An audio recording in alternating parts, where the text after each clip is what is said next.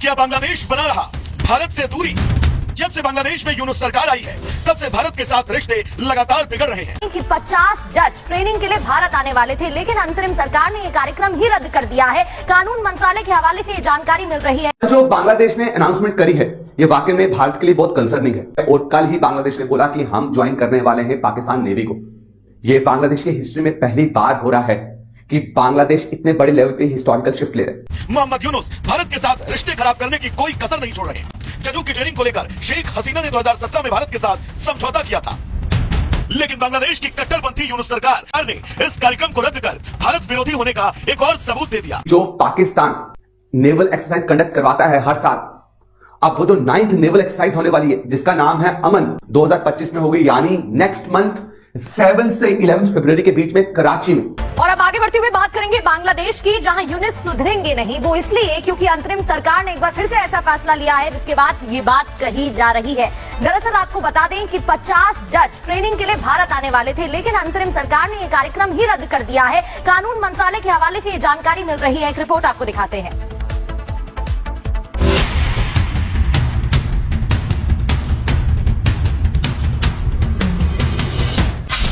क्या बांग्लादेश बना रहा भारत से दूरी?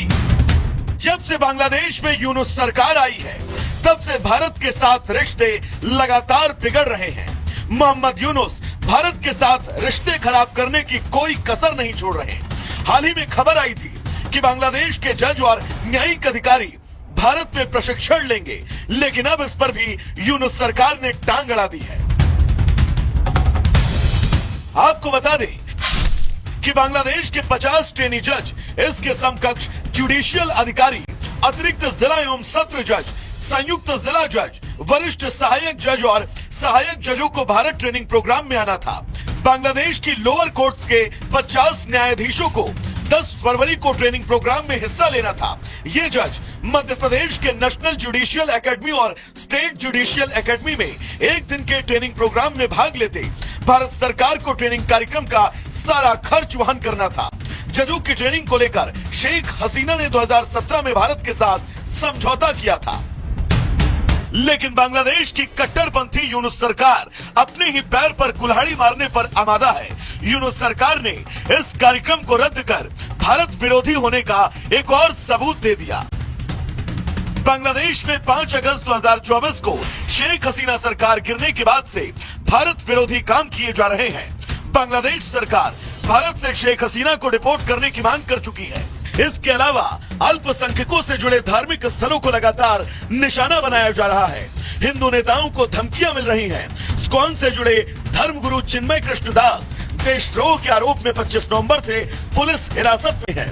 और अब जजों की ट्रेनिंग का कार्यक्रम रद्द कर यूनुस सरकार भारत विरोधी एजेंडे को धार दे रही है। जो बांग्लादेश ने अनाउंसमेंट करी है ये वाकई में भारत के लिए बहुत कंसर्निंग है। ये भारत के लिए बहुत नए चैलेंजेस लेके आने वाला है साल 2025 में, क्योंकि बांग्लादेश ने तय किया है और कल ही बांग्लादेश ने बोला कि हम ज्वाइन करने वाले हैं पाकिस्तान नेवी को। ये बांग्लादेश की हिस्ट्री में पहली बार हो रहा है कि बांग्लादेश इतने बड़े लेवल पे हिस्टोरिकल शिफ्ट ले रहे हैं, जिससे पूरे रीजन में आपको इंस्टेबिलिटी देखने को मिल सकती है। दोस्तों, बांग्लादेश ने कल ही अनाउंस किया कि जो पाकिस्तान नेवल एक्सरसाइज कंडक्ट करवाता है हर साल, अब वो जो 9th नेवल एक्सरसाइज होने वाली है जिसका नाम है अमन। क्या नाम है? अमन। शांति है नाम पाकिस्तान ने रखा है। अमन 25 मतलब ये एक्सरसाइज अमन 2025 में होगी, यानी नेक्स्ट मंथ 7 से 11 फरवरी के बीच में कराची में।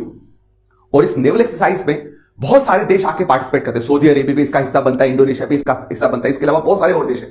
लेकिन बांग्लादेश पहली बार इसमें पार्टिसिपेट करने वाला है। वही बांग्लादेश जो हमेशा बोलता आया है जब से वो बना है कि मैं मेंटेन करूंगा मिलिट्री न्यूट्रलिटी, मैं किसी भी तरीके का ऐसा मूव नहीं करूंगा डिफेंस वाइज, मिलिट्री वाइज, जिससे दूसरे देश को किसी भी तरीके की इनसिक्योरिटी हो।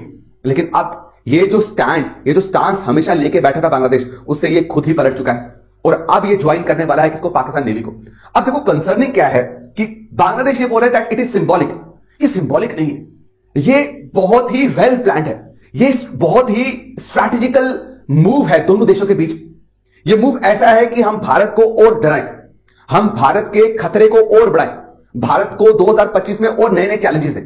इस एक्सरसाइज में मेरे दोस्तों नेवल ड्रिल होगा, मॉक नेवल ड्रिल। अगर कोई अटैक हो जाता है तो हम कैसे करेंगे? टेररिज्म को काउंटर करने के लिए स्ट्रैटेजीज बनाई जाएंगी, पाकिस्तान बना रहा है। हाँ, टेररिज्म को काउंटर करने के लिए, देखिए, और मैरीटाइम सिक्योरिटी को मेंटेन करने के लिए, है ना। जिस मैरीटाइम सिक्योरिटी को मेंटेन करने की बात करता है वही एक टेररिस्ट ऑर्गेनाइजेशन को भेजता है इसी मैरीटाइम रूट से, सी रूट से, कहां, भारत के फाइनेंशियल कैपिटल सिटी में अटैक करने के लिए मुंबई में 26 गया, वही एक नेवल एक्सरसाइज करवा रहा है। ये हिपोक्रेसी, ये आप इसका स्टैंड देखिए। और अब हो क्या रहा है कि Pakistan navy will provide training to Bangladesh navy, जो बहुत ही कमजोर बांग्लादेश की नेवी है। अब उसको स्ट्रांग करने के लिए इसी नेवल एक्सरसाइज में बांग्लादेशी नेवी को ट्रेनिंग प्रोवाइड करेगी पाकिस्तान नेवी। ये 5 दशकों में, यानी 50 सालों में पहली बार ऐसा मूव है जो भारत के लिए वाकई में बहुत कंसर्निंग है। और दूसरा जो स्टेप अभी बांग्लादेश ने लिया कि उन्होंने वेलकम किया है, उन्होंने इनवाइट किया है किसको, पाकिस्तान के सीनियर, पाकिस्तान मिलिट्री के सीनियर ऑफिसर जिसका नाम है लेफ्टिनेंट जनरल शाहिद शमशद मिर्जा।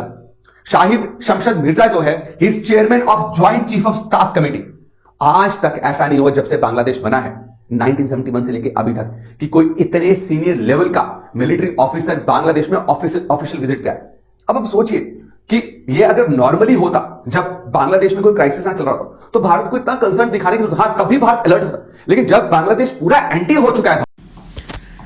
अस्सलाम वालेकुम गाइस। तो जैसा कि आपने देखा कि पाकिस्तान और बांग्लादेश की जो आर्मी एक्सरसाइज होने वाली हैं, और मैं कहता हूँ कि स्टार्ट हो ही गए हैं, तो उसको देख के हमारा पड़ोस जो है वो रोना धोना उसका वही शुरू हो गया। वो जो हमेशा से शुरू करते थे, वो जो हमेशा रोते हैं, तो अब भी उनका रोना धोना शुरू हो गया, क्योंकि उनको अब लगता है कि पाकिस्तान हमें काउंटर करेगा। ISI जो है वो काउंटर करेगी हमें बांग्लादेश की तरफ से, क्योंकि एक बांग्लादेश का ही बॉर्डर ऐसा था जिसमें उनको टेंशन नहीं हुआ करती थी कि भाई बांग्लादेश जो है हसीना पपट हुकूमत जो थी वो इनके हाथ में थी, तो इनकी आर्मी को भी डेवलप नहीं होने दिया, बांग्लादेश की आर्मी को, ये इंडिया ने। तो उनको लगता था ना कि यहाँ से हम सेफ़ हैं, लेकिन चाइना और पाकिस्तान हमें काउंटर करते हैं अपने बॉर्डर पे। लेकिन अब उनको खलबली मच गई, क्योंकि सबसे ज़्यादा जो बॉर्डर लगता है वो बांग्लादेश का बॉर्डर लगता है इंडिया के साथ, 4000 किलोमीटर का। 4000 किलोमीटर के बॉर्डर को काउंटर करना और उसको हिफाजत में रखना बहुत मुश्किल होता है किसी भी कंट्री के लिए। तो क्योंकि एक दफ़ा हमने नजम सेठी साहब की एक गुफ्तगू सुनी थी जिसमें वो कह रहे थे कि भाई चाइना पाकिस्तान जब कभी पहले बंदे घुसाता था इंडिया में, तो वो नेपाल की तरफ से, मतलब इंडिया इल्ज़ाम लगाता था कि इंडिया पाकिस्तान जो है ना इंडिया में घुसाता था बंदे नेपाल की तरफ से और बांग्लादेश की तरफ से। तो फिर कोई मसला ऐसा हुआ, फिर उसको नज़रअंदाज किया गया। अब फिर इनको डर है कि भाई पाकिस्तान जो है ISI है, क्योंकि ये डरपोक कौम है इंडिया की, तो इनको डर है कि भाई अब जो है पाकिस्तान फिर से हमें काउंटर करेगा इधर से आके। तो अब तो इनकी शामत आ चुकी है। पाकिस्तानी जो JF-17 थंडर भी हैं उनके साथ भी डील हो रही है, बांग्लादेश लेने जा रहा है। J-10C भी ले लिया उन्होंने चाइना से, तो वो भी चाहते हैं कि भाई हमारा भी असर रसूख हो इस रीजन में। तो भाई होप्स हो कि होना भी चाहिए और होगा भी इंशाल्लाह। तो भाई काफ़ी साल के बाद जो पाकिस्तान और बांग्लादेश की जो दोस्ती है, जो भाईचारा था, वो खुल के सामने आया है। तो भाई इनको रोना धोना क्या, मतलब हमारा पड़ोस जो है उसकी मीडिया और हमारे पड़ोस का जो गवर्नमेंट है वो रोना धोना उनका शुरू है। तो मतलब पड़ोस हो अच्छा हो, नहीं तो पड़ोस ना हो, क्योंकि पड़ोस तो हम बदल नहीं सकते हैं। तो ये है कि भाई उनको अब तकलीफ़ है कि क्योंकि इनका एक और भी मसला शुरू हो गया चाइना के साथ, जो चाइना काउंटर करने जा रहा है इनको और डैम बनाने जा रहा है दुनिया का सबसे बड़ा बरहमपुत्रा पे, जो पानी आता था बांग्लादेश और इनकी जितनी भी रियासतें थी वहाँ पे, वो पानी अब इनका कम हो जाएगा। तो ये भी इनको तकलीफ़ है काफ़ी कि पाकिस्तान के पीछे लग के शायद चाइना ऐसे कर रहा है। लेकिन चाइना के अपने भी मामलात हैं, वो खुद मुख्तार कंट्री है। तो आपने अपनी राय का इज़हार कमेंट बॉक्स में ज़रूर करना है। वीडियो अच्छी लगी इसको लाइक करें, शेयर करें। चैनल पर पहली बार है, चैनल को सब्सक्राइब करके हमारे साथ जुड़ जाए। नेक्स्ट वीडियो मिलती, इजाज़त दीजिए, अल्लाह हाफिज़।